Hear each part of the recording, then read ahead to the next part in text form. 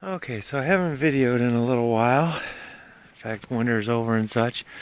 I've been limping my way through the winter.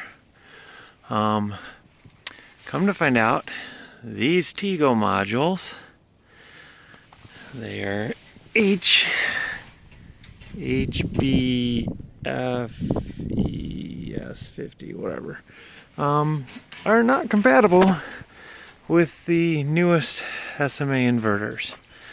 SMA pointed me at Tigo after long drawn out conversations, and I don't know if it's Tigo or Tigo, anyways. They gave me a service number with Tigo, talked with Tigo somewhat, and they were willing to work with me, but I had to buy one of the communication gateway module thingy majiggers.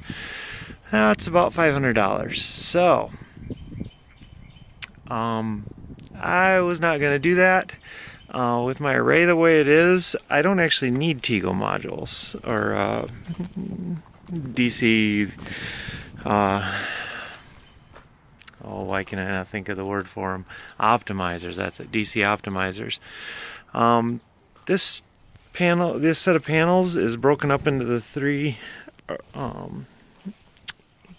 inverter strings, and the chances of it getting partial shading, since to the south is trees that are going to be taken out and nothing else, it's a very, very slim possibility that anything else is going to shade these partially. So I do not need optimizers. So what I'm in the middle of right now is removing said optimizers and replacing them with standard Amphenol junction boxes. So stage one is to remove the cover here. On one here that's still covered, I put a thin blade screwdriver under here to twist and pry up, just barely, not much. And then I put the screwdriver in there and pry out to push the little tab in. Once I've done that, I wiggle this, and this pops out, and I can just open the panel. So that gets me to this stage. So at this stage, you squeeze these clips with a pair of insulated pliers, or even better, you cover these panels or remove them and put them face down. There is voltage here. Even though none of the rest of this array is connected, there's potentially 50 volts plus between some of these conductors, so be careful. Do the smart thing, don't do what I'm doing.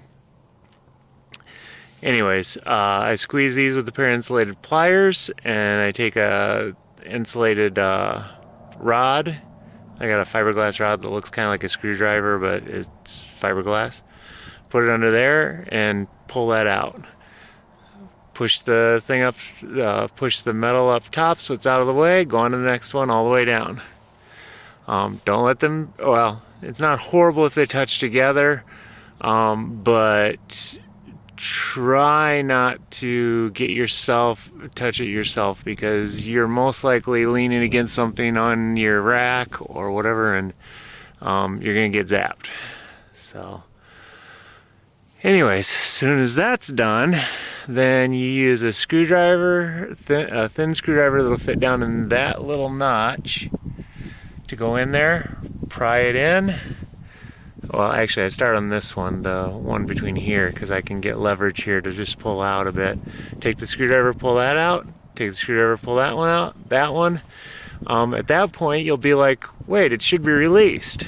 Well, all of that silicone up in there is slightly attached all the way around. So you're going to have to pry either with your hands very carefully so you don't break your panel, or with a screwdriver under the edge here, using this plastic to lever off of, not the panel itself, but pry that off.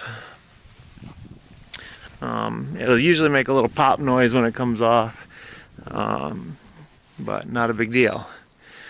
So that will leave you with this here. I've still got the old Tigo mounts here. I did not opt to take them off because my new ones, which are just standard Amphenol junction boxes, will fit in there fine. It's perfectly flat back there. If I seal that, it's sealed, so that's what I did. I just left these in place so I don't have to do a lot of putty work and prying and maybe damaging the panel. So that way the only thing I'm messing with is the little bit of silicone that's leaked around the actual conductors themselves. So I put the new one up there. I put the new one up there like this. I've got silicone around the edge on it.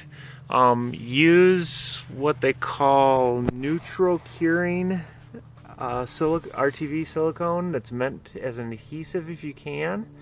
The neutral cure, you won't have the acidic smell, and it won't corrode the electronics in the electronics. Now, if all you have is the normal RTV or silicone and you have that acid smell, from what I've heard, don't take this worth anything that you hear on the internet, you can put it on there and just leave it open. Let it out gas, cure, dry, etc.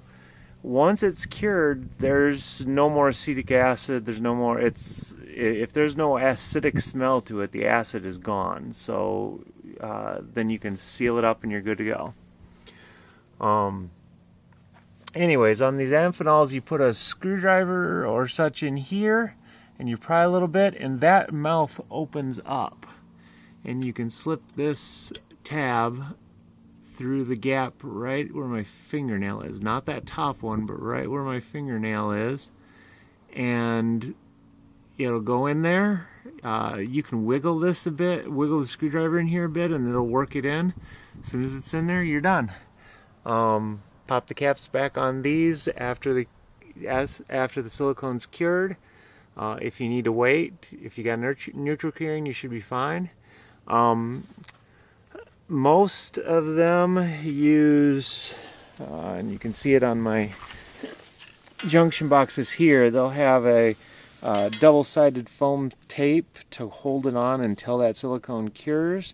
I forgot to order some.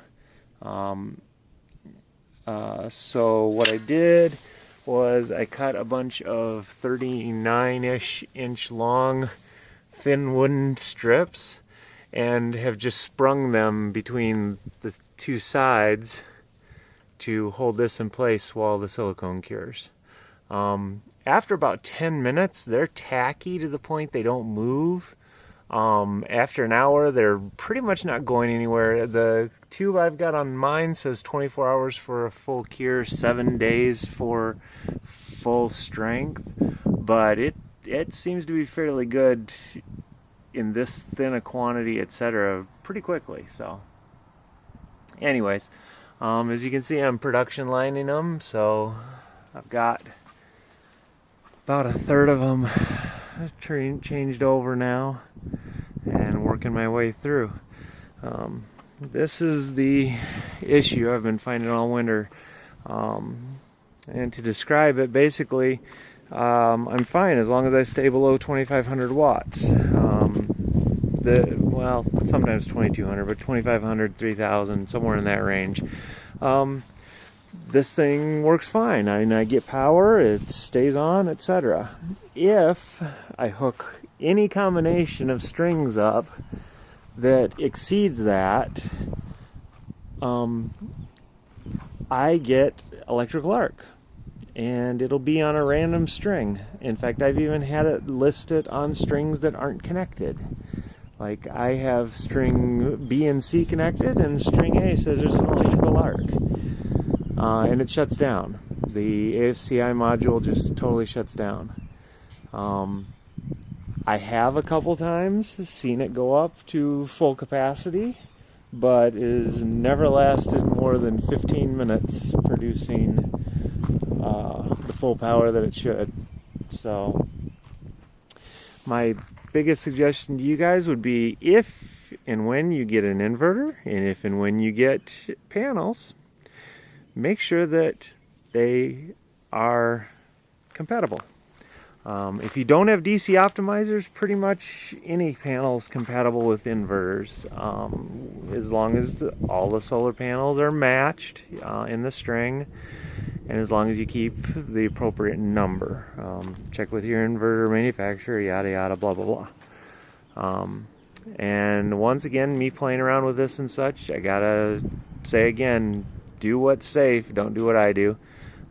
Some of the stuff is safe that I'm doing, others is not. So play it by ear. I didn't tell you to do it. So anyways, I hope by the end of this weekend to be up to full capacity, not backup, but actually be up to full capacity. So far we've been using these 9 panels on the end here. They've done a swimmingly great job over the winter. Have definitely lessened our electric bills, but I cannot wait for the rest of the array to be up. So anyways, have fun.